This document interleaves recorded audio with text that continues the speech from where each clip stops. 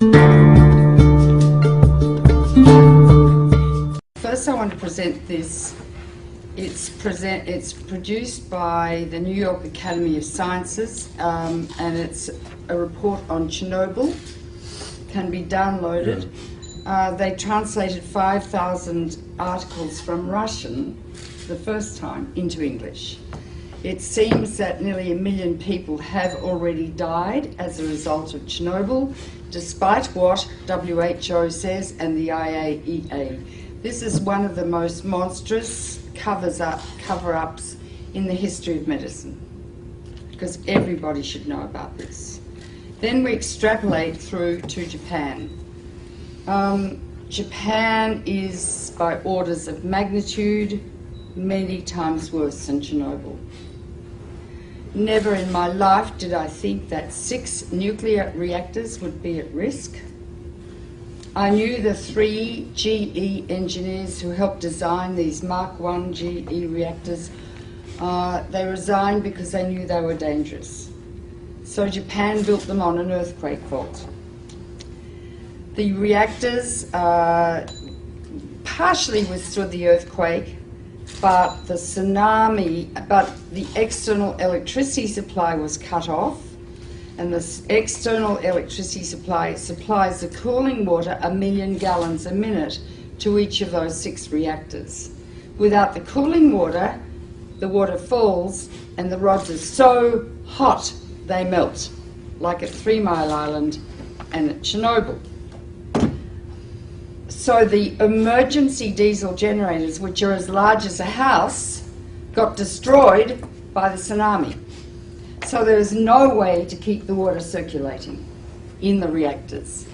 Also, on the roofs of the reactors, not within the containment vessel, are cooling pools. Every year they remove about 30 tons of the most radioactive rods that you could possibly imagine. Each one is 12 feet long and ½ an inch thick. Gives out so much radiation, like X-rays, that if you stand next to it for a couple of minutes, you'll die. Not drop dead, but with, remember Litvinenko, the Russian who got poisoned by polonium? You'll die like that, with your hair falling out, bleeding to death and dying of massive infection, like AIDS patients die.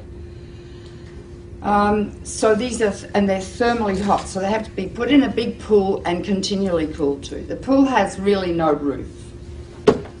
There have been 3 hydrogen explosions blowing off the roof of the building, not the containment vessel of the core, but the roof, and exposing the cooling pool. 2 of the cooling pools are dry. They have no water in them, meaning that the nuclear fuel rods are covered with a material called zirconium. When zirconium is exposed to air, it burns, it ignites. And there have been 2 of the fueling pools at this moment are burning. In the cooling pools are many times, like 10 to 20 times more radiation than in each reactor core. In each reactor core is as much long-lived radiation as that produced by 1,000 Hiroshima-sized bombs. We are dealing with diabolical energy. E equals mc squared. It's the energy that blows up nuclear bombs. Einstein said nuclear power is a hell of a way to boil water, because that is all nuclear power is used for, to boil water through the massive heat, turn it into steam, turn a turbine which generates electricity. Now when you fission uranium, 200 new elements are formed, all of which are much more poisonous to the body than the original uranium. Although uranium's pretty poisonous, America used it in Fallujah and Baghdad, and in Fallujah 80% of the babies being born are grossly deformed. They're being born without brains, single eyes, no arms. The doctors have told the women to stop having babies. The incidence of childhood cancer has gone up about 12 times. This is genocide. It's a nuclear war being conducted in Iraq. But uranium that they're using lasts for more than 4.5 billion years. So we're contaminating the cradle of civilization, the coalition of the willing. In the nuclear power plants, however, is a huge amount of radiation. 200 elements. Some last seconds, some last millions of years. Radioactive iodine lasts 6 weeks. It causes thyroid cancer. That's why people are saying better take potassium iodide, because that blocks the thyroid uptake of radioactive iodine, which later can cause thyroid cancer. In Chernobyl, over 20,000 people have developed thyroid cancer. They have to have their thyroids out, and they will die unless they take thyroid replacement every day, like a diabetic has to take insulin. Strontium-90 will get out. It lasts for 600 years. It goes to the bone, where it causes bone cancer or leukemia. Cesium lasts for 600 years. It's all over Europe. 40% of Europe is still radioactive. Turkish food is extremely radioactive. Do not buy Turkish dried apricots. Do not buy Turkish hazelnuts or dried... the Turks were so cross with the Russians, they sent all their radioactive tea over to Russia after Chernobyl. But 40% of Europe is still radioactive. Farms in Britain, their lambs are so full of cesium they can't sell them. Don't eat European food. But that's nothing compared to what's happening now. One of the most deadly is plutonium, named after Pluto, god of the underworld. 1/1,000,000th of a gram, if you inhale it, will give you cancer. Hypothetically, 1 pound, if evenly distributed, could give everyone on Earth cancer. Each reactor has 250 kilos of plutonium in it, kilograms. You only need 2.5 kilograms to make a bomb, because plutonium is what they make bombs with. It's the only country that has a reactor.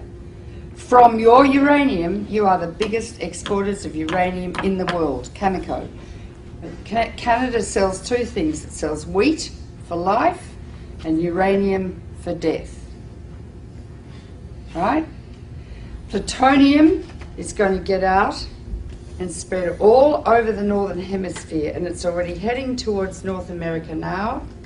Plus radioactive iodine-129, its half-life is 17 million years, plus strontium, plus cesium, plus tritium, and I could go on and on and on. When it rains, down comes fallout, and it concentrates in food. If it gets into the sea, the algae concentrated hundreds of times, then the crustaceans concentrated hundreds of times, then the little fish, then the big fish, then us. Because we stand on the apex of the food chain. You can't taste these radioactive elements, you can't see them, and you can't smell them. They're silent. When you get them inside your body, you don't suddenly drop dead of cancer. It takes 5 to 60 years to get your cancer.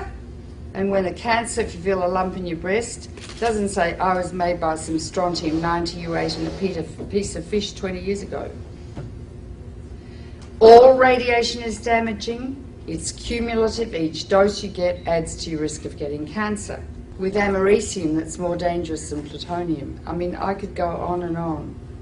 Depends if it rains, if you're going to get it or not. If it rains and the radiation comes down, don't grow food, don't eat the food, and I mean don't eat it for 600 years. The radioactive waste from nuclear power is going to be buried, I hear, just like next to Lake Ontario.